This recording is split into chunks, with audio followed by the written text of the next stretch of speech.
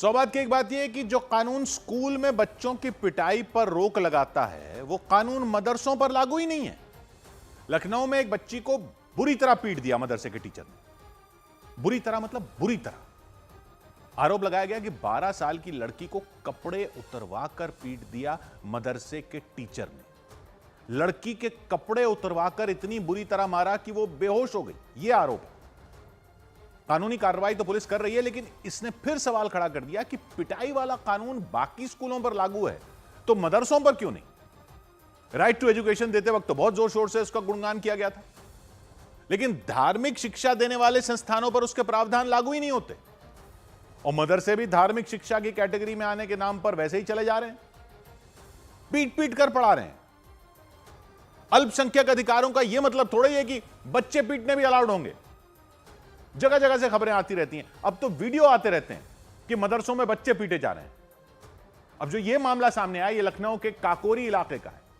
आरोप है कि वहां के दारुल फारूकिया मदरसे में 12 साल की बच्ची को पीट दिया अब्दुल कारी माबूद नाम के टीचर ने। 12 साल की बच्ची, क्लास 2 में पढ़ती है वहां। बच्ची कह रही है सलवार उतार कर मारा उसको। क्यों? क्योंकि सबक नहीं याद था। सबक नहीं याद था तो ऐसे मारोगे? सलवार उतार कर मारोगे? बच्ची को बेहोश कर दिया। वो तो दूसरे टीचर ने घर वालों को फोन करके बताया कि बच्ची बेहोश हो गई है। घर वाले आए, उसको अस्पताल लेकर गए, अस्पताल पहुंचा दिया बच्ची। और यह सब हो रहा है पढ़ाई के नाम पर। मदरसों में यह पिटाई करने का सिलसिला इसलिए चल रहा है क्योंकि दूसरे स्कूलों में जो पिटाई करने के खिलाफ कानून है वो यहां लागू ही नहीं होता। वैसे मदरसों पर कुछ बोलो तो मुस्लिम समुदाय के नाम पर काम करने वाले संगठन खड़े हो जाते हैं कि वहां तो बाकी स्कूलों की तरह ही पढ़ाई होती है, धार्मिक पढ़ाई तो बाकी विषयों के साथ होती है, तो ये भी बाकी स्कूलों की तरह ही माने जाने चाहिए, वगैरह वगैरह। तो वहां इनको बाकी स्कूलों की तरह मानो, लेकिन जो कानून बाकी स्कूलों पर लागू है वो लागू करने की बात हो तो कह देते हैं कि अल्पसंख्यक समुदाय के अधिकारों पर हमला। इधर से ये तर्क, उधर से वो तर्क। ये क्या बात हुई? बाकी सब अधिकारों की लड़ाई आपको लड़नी है, आप लड़ो, लेकिन बच्चे पीटने का कौन सा धार्मिक अधिकार है आपका? ये कौन सा अल्पसंख्यक अधिकारों का मामला हो गया? फिर कहने लगेंगे कि अरे बाकी स्कूलों में भी तो कई मास्टर सख्ती करते हैं, आप तो सिर्फ मदरसे ही क्यों नजर आते हैं? अरे बाकी स्कूलों में अगर कोई टीचर पिटाई करेगा तो उस पर शिक्षा के अधिकार वाले कानून के तहत कार्रवाई हो सकती है ना। अब तो उनको कानून का डर तो रहता है, मदरसों पर तो वो लागू ही नहीं है। तो मदरसे के टीचर कब सुधरेंगे और कैसे सुधरेंगे? ये कोई हिंदू मुसलमान की बात थोड़ा ही है। ये जो लखनऊ में हुआ है ये कोई पहला मामला थोड़ा ही है। कई जगह से ऐसी खबरें आती रहती हैं। और ये क्या दलील होती है कि बच्चों को सीधा करने के लिए सख्ती करनी पड़ती है? कौन से जमाने में पड़े हो अभी तक? और सख्ती की लिमिट क्या है? इसको सख्ती कहते हो आप? बच्ची के कपड़े उतरवा कर उसे पीट पीट कर बेहोश कर देना सख्ती है? यह सख्ती है तो फिर हैवानियत क्या होती है? ये तो ऐसा कर दिया तो पुलिस ने केस दर्ज कर दिया पॉक्सो और दूसरे कानूनों में। लेकिन बेसिक बात यह है कि मदरसों के टीचरों के हाथ क्या इसलिए खुले हुए नहीं है? क्या ये हाथ इसलिए खुले हुए हैं क्योंकि स्कूलों में पिटाई नहीं करने देने वाला कानून मदरसों पर लागू नहीं है?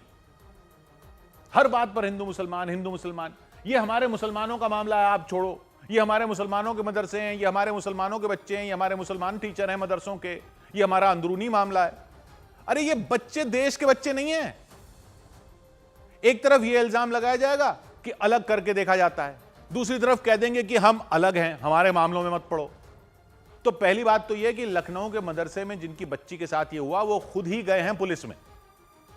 हर केस में सांप्रदायिक साजिश नहीं होती है। सेक्युलर शब्द को इसी सोच ने बदनाम किया है। सेक्युलर शब्द ही नहीं, सेक्युलर सोच को भी इसी सोच ने बदनाम किया है।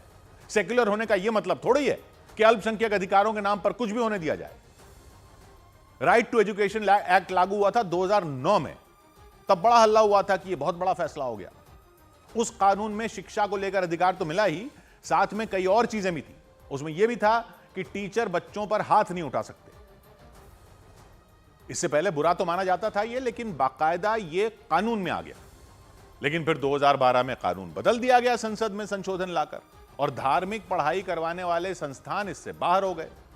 मदरसे ही नहीं, सभी इससे बाहर हो गए। वैदिक पाठशालाएं भी बाहर हो गई और दूसरे धर्मों की शिक्षा देने वाले संस्थान भी बाहर हो गए। शिक्षा के अधिकार वाला कानून उनसे हटा लिया गया था।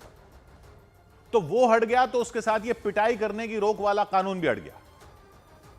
बाकी मामले अल्पसंख्यक अधिकारों के अलग बहस का मुद्दा हो सकता है, लेकिन अल्पसंख्यक अधिकारों के नाम पर अल्पसंख्यक समुदाय के बच्चों के अधिकार क्यों कम हो बाकी समुदायों के बच्चों से?